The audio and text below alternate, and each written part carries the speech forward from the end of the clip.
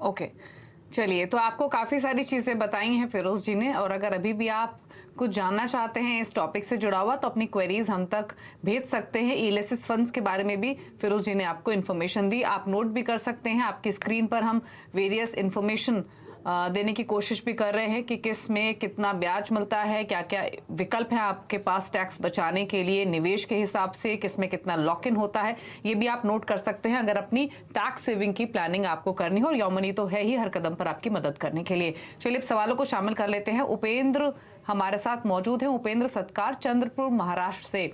उपेंद्र जी, good evening, बताइए अपना सवाल। Good evening ma'am. मेरा सवाल था फिरोज सर से कि मुझे लगता है कि मैंने पीएलआई की बहुत सारी स्कीम्स निकाल ली है, तो उसे बंद करके उसे म्यूचुअल फंड में अलोकेट करूं। और मेरा सेकंड सवाल है कि एनपीएस फंड जो बाय डिफॉल्ट सेंट्रल गवर्नमेंट से आया है, जिसमें एसबीआई, यूटीआई और एलआईसी पेंशन फंड है, तो उसे बदलकर मुझे एचडीएफसी में करना है, तो एचडीएफसी पेंशन फंड ठीक रहेगा क्या नहीं? और मेरा थोड़ा पोर्टफोलियो रिव्यू करके बताइए कि कुछ फंड उसमें ऐड करने पड़ेंगे या निकालने पड़ेंगे या चेंज करने पड़ेंगे। ठीक है, तो फंड्स की डिटेल्स तो है फिरोज जी के पास। लगभग 6 म्यूचुअल फंड्स इन्होंने खरीदे हुए हैं फिरोज जी, जिसमें इनके एसआईपी चल रही है 10,000 का monthly SIP in 6 funds, plus इनकी लमसम इन्वेस्टमेंट है 2 फंड्स में, Parag Parikh flexi cap, Tata digital fund. और साथ ही जो इनका सवाल है आपने सुना, एक तो ये कि एग्जिस्टिंग पोर्टफोलियो कैसा है, प्लस जो एनपीएस में इन्वेस्टमेंट ये कर रहे हैं उससे एचडीएफसी पेंशन फंड में स्विच कर ले क्या? बताइए क्या सजेशंस। यस, उपेंद्र जी का जो ये निर्णय है postal life insurance PLI scheme से म्यूचुअल फंड में मूव करने का, मेरे हिसाब से डेटा कहता है कि ये बहुत सही निर्णय है Upendra ji. So you can without hesitation take that step. पहले ही सवाल का उत्तर। दूसरा, आपको अपनी पेंशन स्कीम एचडीएफसी की लेनी है। एचडीएफसी की पेंशन स्कीम डेफिनेटली एक चॉइस जरूर कर सकते हैं, क्योंकि उनकी जो काबिलियत है वैल्यू इन्वेस्टिंग में, स्पेशली इक्विटी साइड पे, वो काफी डिस्टिंक्ट है। जैसे आपने कहा कि एसबीआई, यूटीआई, एलआईसी के पेंशन स्कीम्स हैं एनपीएस के माध्यम से, और एचडीएफसी की भी है। मेरे हिसाब से एसबीआई एंड एचडीएफसी दोनों एक बहुत अच्छे चॉइस होंगे एनपीएस के माध्यम से आपको इन्वेस्ट करने के लिए, क्योंकि एचडीएफसी की वैल्यू प्रिंसिपल है, एसबीआई ज्यादातर एसेट मैनेजमेंट कंपनी में ग्रोथ प्रिंसिपल करता है, तो दोनों कॉम्प्लीमेंट्री नेचर होंगे। So that's a great choice, HDFC is a great idea. Second, रहा सवाल आपके जो स्कीम्स चल रहे हैं 6, उसमें से थोड़े बदलाव मैं बता देता हूं आपको। जो फंड्स आपको एग्जिट करने हैं, मेरे हिसाब से एबीएसएल का, आदित्य बिरला सन लाइफ का फ्लेक्सी कैप फंड और पराग पारिक का फ्लेक्सी कैप फंड आप एग्जिट कर सकते हैं। लॉन्ग टर्म इक्विटी जो एक्सिस लॉन्ग टर्म इक्विटी एक ईएलएसएस स्कीम है, उसको आपको एग्जिट करना है। वो ईएलएसएस स्कीम काफी बड़ी हो गई है, उसके बदले क्वांट का टैक्स सेवर जो है वो काफी एजाइल है, काफी मूव कर सकता है, उसमें आप एंटर कर सकते हैं। एचडीएफसी फ्लेक्सी कैप एक बहुत अच्छी स्कीम है। कोटक इमर्जिंग इक्विटीज और फ्रैंकलिन ब्लू चिप, ये आपके नए इन्वेस्टमेंट्स करने हैं, वो 3 जो एग्जिट करके। तो अभी आपके पास टोटल 8 स्कीमें हो जाएंगी। 4 रिटेन करनी है, दूसरी 4 ऐड करनी है, 3 एग्जिट करनी है। अभी 8 के 8 में ही ऐड करें, ज्यादा स्कीम्स अब इससे ज्यादा ना बढ़ाएं। ओके, चलिए, तो ज्यादा स्कीम्स बढ़ाने की जरूरत नहीं है, थोड़े बदलाव आपके पोर्टफोलियो में सजेस्ट किए गए हैं। आपको कुछ फंड्स ऐड करने भी हैं, प्लस 3 फंड्स जो आपकी स्क्रीन पर हैं, जैसे फिरोज जी ने कहा, इनमें आप कंटिन्यू कर सकते हैं।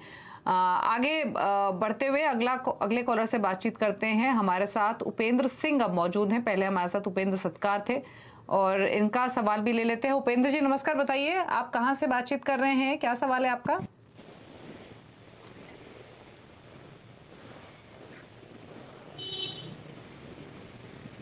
उपेंद्र जी अपना सवाल पूछिए। हेलो हेलो, प्लीज अपना सवाल बताइए। हाँ मैम, मेरा नाम अरविंद कुटांगड़े है, महाराष्ट्र से। मेरा ये था, मैं 5 साल में मुझे 10 लाख चाहिए था, और जो मैंने अपना पोर्टफोलियो भेजा है तो उसमें कुछ चेंजेस करनी है क्या, तो आप सजेस्ट कर पाएंगे? आपका 5 साल में 10 लाख का टारगेट है, राइट? जी, और अभी एसआईपी चालू है मेरा 11,000। ठीक है, 11,000 के आसपास की। हाँ, काफी सारे फंड्स हैं फिरोज जी इनके पास भी। एक बार देखिए इनका पोर्टफोलियो, बताइए क्या सजेशंस। यस, इस पे थोड़े से चेंजेस हैं। 11,000 रुपए आप कर रहे हैं, 5 साल में आप 12% की रिटर्न पे 10 लाख रुपए इकट्ठे कर पाएंगे। 10.1 पॉइंट 2 आपकी जो स्कीम्स हैं उसमें थोड़ा बदलाव बताता हूं। इन्वेस्को की कॉन्ट्रा फंड के बदले इन्वेस्को का मल्टी कैप एक बेहतरीन स्कीम होगा, दैट्स वन, अगर आपको इन्वेस्को में ही रहना है। मिरा एसेट ब्लू चिप से एग्जिट करना है आपको, UTI flexi cap, axis flexi cap, ये 4 स्कीम्स आप एग्जिट कर सकते हैं। बाकी है Canara Robeco small cap, Mirae asset mid cap और SBI small cap. Mid cap और स्मॉल कैप के लिए जो कंसिस्टेंट करंट स्कीम्स है उसको बरकरार रखें। SBI contra fund, HDFC flexi cap, Canara Robeco flexi cap, SBI focused equity, ये 4 स्कीम प्लस आपकी जो एग्जिस्टिंग 23 स्कीम्स हैं, ये 7 स्कीमों में आपके पास कुल मिला के 165 स्टॉक्स अप्रोक्सीमेटली होंगे, which will be a great diversified portfolio. ठीक है, तो पोर्टफोलियो में थोड़े बदलाव की जरूरत है। कुछ फंड्स आपको होल्ड करने हैं, कुछ में आपको एग्जिट करना है और कुछ फंड्स आपको सजेस्ट किए हैं फिरोज जी ने। तमाम डिटेल्स आप अपनी स्क्रीन पर आते हुए देख रहे हैं, तो आप नोट कर लीजिए, उसके हिसाब से बदलाव अपने पोर्टफोलियो में कीजिए। नेक्स्ट क्वेश्चन लेते हैं, ईमेल के थ्रू में मिला है। ख्वाब ने सवाल भेजा है, इनके फिलहाल 1,20,000 की एसआईपी चल रही हैं और पोर्टफोलियो में 10 अलग अलग कैटेगरी के फंड्स हैं जिसमें इन्होंने इन्वेस्टमेंट की हुई है। फंड्स आपके पास हैं फिरोज जी, जिसमें फ्लेक्सी कैप है पराग पारिक का, ICICI Pru asset allocator, Edelweiss large mid cap, Mirae asset mid cap, Tata digital, Canara Robeco small cap, ICICI equity and debt fund, SBI equity hybrid और एडलवाइज बैलेंस्ड एडवांटेज फंड मौजूद है। तो इनका ये जानना चाहते हैं, सेम अमाउंट की एसआईपीज कंटिन्यू करें इस पोर्टफोलियो में या इसको कम करके 50,000 से 70,000 कर दें? आई एम श्योर फिरोज जी इससे अग्री नहीं करेंगे, जितनी ज्यादा इन्वेस्टमेंट की जाए उतना बेहतर है।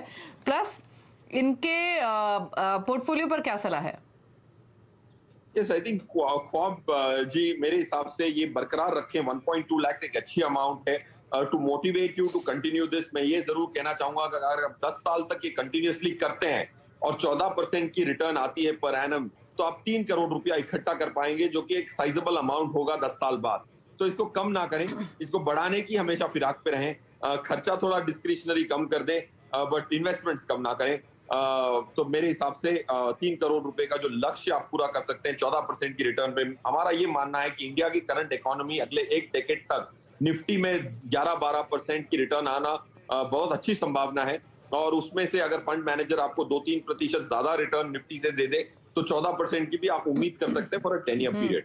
रहा सवाल स्कीम के बदलाव का, दीपाली जी को आपको कह देते हैं, Parag Parikh flexi cap, SBI equity hybrid fund, ICICI Pru asset allocator fund, Tata digital India fund, ICICI Pru equity and debt fund और ईडलवाइज बैलेंस फंड। मेरे हिसाब से इनकी बदलाव की जरूरत है, क्योंकि इतनी बड़ी अमाउंट अगर आप एसआईपी कर रहे हैं तो आपको बैलेंस फंड करने की जरूरत नहीं है। आपको इक्विटी अलग करना है, डेट अलग करना है, क्योंकि आप डेट में एक्स्ट्रा कॉस्ट क्यों दें? बैलेंस फंड्स में ये होता है कि आपके डेट पोर्शन पे भी 1.5-2% की कॉस्ट आ जाती है, तो आपको इन दोनों को सेपरेट करना है, इक्विटी को सेपरेट करना है और डेट को सेपरेट करना है। स्कीम्स वही वाली बताऊंगा जो प्रीवियस दर्शक को भी बताई थी, 2 एक्स्ट्रा स्कीम्स बताऊंगा इनके लिए। HDFC flexi cap, SBI contra, SBI focused equity, Invesco India multi cap, Canara Robeco flexi cap, Kotak emerging equity जो मिड कैप स्कीम है। सेक्टर फंड में ना रहे ख्वाब, जैसे Tata digital fund historical performance में अच्छा दिखेगा, बट फ्यूचर परफॉर्मेंस में मेरे हिसाब से थोड़ा ब्लीक है। ओके, चलिए, तो आपके पोर्टफोलियो में काफी चेंजेस सजेस्ट किए गए हैं। एसआईपी अमाउंट कंटिन्यू कीजिए। कुछ फंड्स हैं जिनसे आपको निकलना है, कुछ फंड्स को आपको करना है होल्ड। तमाम फंड्स के नाम अभी फिरोज जी ने मेंशन भी किए, आप अपनी स्क्रीन पर भी देख सकते हैं, नोट कर लीजिए। रुक रहे हैं इसी के साथ एक ब्रेक के लिए। ब्रेक के उस पार भी कुछ और क्वेरीज लेंगे, आप देखते रहिए जॉब मनी।